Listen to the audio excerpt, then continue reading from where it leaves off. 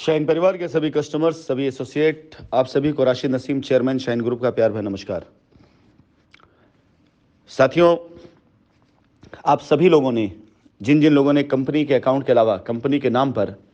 कुछ ऐसे लोगों अकाउंट में पैसा दिया है, काफ़ी दिनों से मेरे गाइडलाइन के इंतज़ार कर रहे थे कि कैसे एफआईआर की जाएगी। कुछ लोगों ने तो खुद से एफआईआर करनी शुरू कर दी है,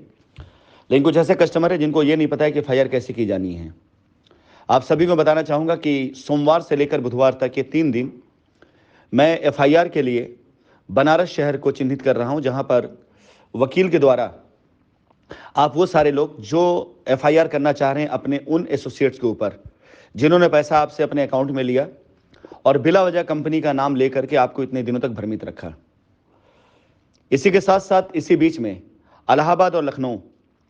इन दोनों जगहों के लिए भी मैं आप सभी लोगों को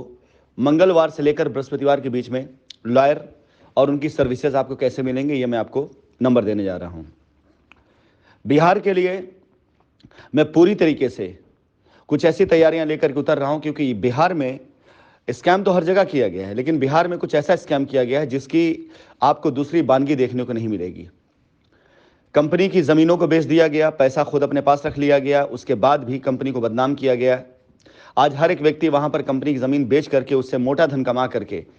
अपना वास्तविक घर छोड़ करके कहीं और जाकर के रहना शुरू कर चुका है, और वहां पर आराम से किसी दूसरी कंपनियों का प्रमोशन किया जा रहा है शाइन को गाली देने के नाम पर। मैं आप सभी एसोसिएट और कस्टमर का सहयोग चाहूंगा, उन सभी लोगों का जो ऐसी किसी भी तरह की साजिश के शिकार हुए हैं। अगर आज इनके खिलाफ नहीं खड़े हुए, अगर आज इन सभी लोगों को चिन्हित नहीं किया गया, तो ऐसे न जाने कितने निरीह कस्टमर जिनके बारे में अब जानकारी मिल रही है, उनका पैसा डूब जाएगा। और एक बार कंपनी का जजमेंट आ गया, कंपनी ने सेटलमेंट करना शुरू कर दिया, तो इतने सालों तक जिस कस्टमर को ये लोग अब तक बहलाते फुसलाते चले आ रहे हैं कंपनी का नाम लेकर के, अगर कंपनी के जजमेंट आने के बाद कस्टमर को यह पता चलता है कि उसका पैसा कंपनी अकाउंट में नहीं आया है और पैसा एसोसिएट खाकर बैठा है, वो फरार है या पैसा नहीं दे रहा है, तो उस कस्टमर का मनोबल टूट जाएगा। क्योंकि आज की तारीख में पूरा का पूरा कंपनी का बल, कस्टमर का बल उस कस्टमर के साथ खड़ा है जिसके साथ अन्याय हुआ है। अगर आज कोई कस्टमर ऐसा जिसने किसी और को पैसा दिया, चाहे नगद में दिया हो चाहे अकाउंट में दिया हो, पैसा आपका पैसा है, आप सामने आइए, आप आवाज़ उठाइए, आपके साथ मैं खड़ा हूं। उस पैसे को कैसे साबित करना, उसकी कैसे रिकवरी लेनी है, ये कानूनी तौर तरीकों से मेरी जिम्मेदारी है। यदि किसी भी वजह से मैं आपके पैसे उन लोगों से ना दिलवा पाया, तो ये मेरी जिम्मेदारी, आपके पैसे की अदायगी कैसे की जाएगी। कुछ लोगों ने आगे बढ़ करके कदम बढ़ाया है, कुछ लोगों ने कस्टमर को पैसा वापस करने का वादा भी किया है। एक रिकॉर्डिंग मैंने डाली है कि अगर कस्टमर आगे बढ़ता है और एसोसिएट आगे बढ़ता है तो दोनों के बीच में समझौता कराने का कार्य भी मैं करूंगा। मैं नहीं चाहूंगा किसी एसोसिएट के ऊपर बिला वजह एफआईआर हो, लेकिन यह हकीकत है, वास्तविकता है। मैं इस रिकॉर्डिंग को आप सभी लोगों से चाहूंगा कि इसको वेरीफाई किसी अच्छे वकील से कराइएगा कि अगर किसी एसोसिएट ने शाइन सिटी की लायबिलिटी उतारने के नाम पर अपने अकाउंट में किसी कस्टमर का पैसा 2019 के बाद लिया है, जब कंपनी बंद हो चुकी थी, कंपनी बैंक अकाउंट बंद हो चुका था, और उस पैसे से उसने किसान को पैसा दे करके और एक छोटी राशि में उसने किसी कस्टमर की रजिस्ट्री करा दी, और उस रजिस्ट्री में कंपनी में पूर्व में दिया गया पैसा और अभी के दिया गया पैसा का अगर वर्णन नहीं किया गया है, यानी कुल 10 लाख रुपए का समझौता हुआ और 2 लाख रुपए किसान को दे करके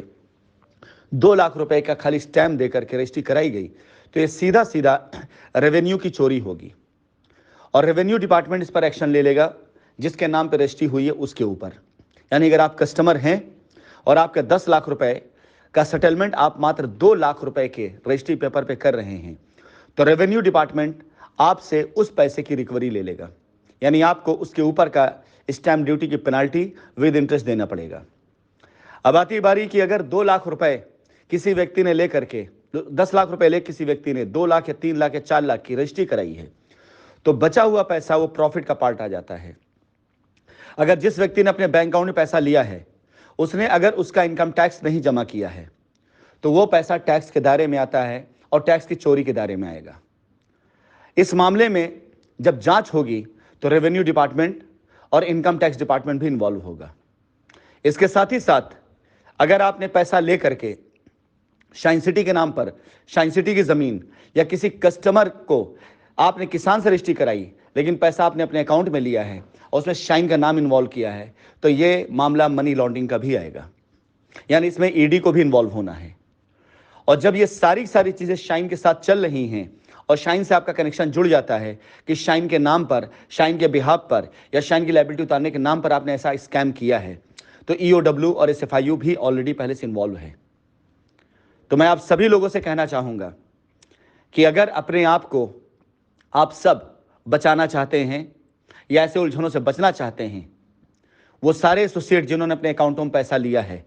वो सारे लोग जिन लोगों ने कंपनी की लायबिलिटी उतारने के नाम पर अपने निजी अकाउंट में या अपने किसी फर्म कंपनी अकाउंट पैसा लिया है, वो तैयारी कर लें और किसी अच्छे वकील से राय ले लें। आपने अगर पैसा लिया है तो बाकी कहानी बात की है,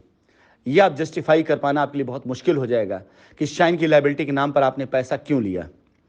क्योंकि शाइन के साथ ना तो आपका कोई एग्रीमेंट था, ना शाइन के साथ आपका कोई कॉन्ट्रैक्ट था, ना शाइन ने आपको इस काम को करने के लिए कोई लिखित आपको जरिया दिया था। साथ ही साथ कस्टमर से मैं कहना चाहूंगा कि यदि आपने इस बीच में रजिस्ट्रियां कराई हैं, उस रजिस्ट्री में आपके ट्रांजैक्शन नहीं लिखे गए हैं, पैसा नगद में लिखा गया है, तो आप यह ध्यान रखिएगा कि नोटबंदी के बाद से नगद की लेन देन भी गैर कानूनी है। और अगर ये सारे के सारे मामले उठकर सामने आ गए तो शाइन अपनी लायबिलिटी उतारने के लिए पहले दिन से तैयार है, हम तो उतार लेंगे, लेकिन इन तरह की हरकतों में ऐसा कोई अपराधी बचेगा नहीं। आप सभी लोगों से मेरा अनुरोध है कि आज अगर कंपनी एक मुहिम चला रही है तो इस मुहिम का पार्ट बनिए और इस मुहिम का पार्ट बनने के साथ साथ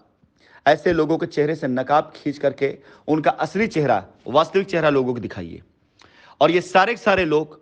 15 तारीख से पहले पहले जितने लोग अपनी एफआईआर कर लेंगे, जितने लोग लीगल में आ चुके होंगे, उन सभी लोगों की एफआईआर, उन सभी लोगों एप्लीकेशन, आप सभी लोगों से मैं वादा करता हूं कि एक अच्छा लॉयर करके इस सारे के सारे प्रकरण को माननीय न्यायालय के समक्ष जरूर रखा जाएगा, ताकि न्यायालय के आंखों पे ये बात आ सके, उनकी नजरों में ये बात आ सके कि स्कैम हुआ तो जरूर है, लेकिन स्कैमर यहीं मौजूद हैं और इन्हीं लोगों ने अपनी अपनी जो मलाई काटने के लिए कंपनी को बदनाम किया। ऊपर की रिकॉर्डिंग में बात मैंने कही कि हमारी जमीन पे खड़े होकर के, जहां पर करोड़ों रुपए एडवांस के डले हुए हैं, हमारी जमीन पे खड़े होकर के जहां पर करोड़ों की जमीन है, पहले मुझे ऑफर किया गया कि आप इस जमीन का पैसा लेकर के किनारे हट जाइए, आपको एक बड़ी धनराशि दे दी जाएगी। जब मैंने इनकार कर दिया और मैंने कहा कि नहीं, ये मेरे कस्टमर का पैसा है, कस्टमर की जमीन है, ये उनकी लायबिलिटी उतारने काम आएगा, तो वहां पर तरह तरह के नाटक करके हमें भगौड़ा साबित करके कंपनी भाग गई है, पैसा लेके भाग गए, हमारी जमीन पर वहां पर खेल किया गया है। आप सभी से मैं सिर्फ इतना सहयोग चाहूंगा कि इंसाफ की इस लड़ाई में आप अपना हक पाने के साथ साथ सच का साथ दें, क्योंकि जब सच सामने आएगा तो बहुत से ऐसे झूठों के चेहरे से नकाब खींचेगा जो आज आपके बीच बैठ करके सच्चे होने का ढोंग रचते हैं, लेकिन असली चोर वहीं बैठे हुए हैं। धन्यवाद।